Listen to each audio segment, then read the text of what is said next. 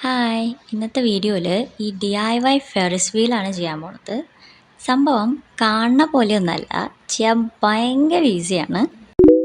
വീഡിയോയിൽ കാണുന്ന പോലെ ഒരു ട്രയാങ്കിൾ ഷേപ്പ് വെട്ടിയിട്ട് അതിനെ കളർ പേപ്പറിൽ കവർ ചെയ്തെടുക്കുക.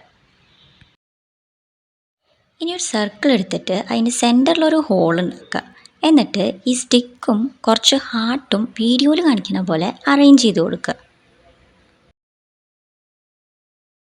ഇനി നമ്മൾ നേരത്തെ ഉണ്ടാക്കിയ ട്രയാങ്കിളിൽ അതേപോലെ ഒരു ഹോൾ ഇട്ടിട്ട് ഇതും അതും കൂടി ഒരു പൈപ്പ് വെച്ച് കണക്ട് ചെയ്ത് കൊടുക്കുക. പേപ്പർ ട്യൂബ് യൂസ് ചെയ്താൽ മതി.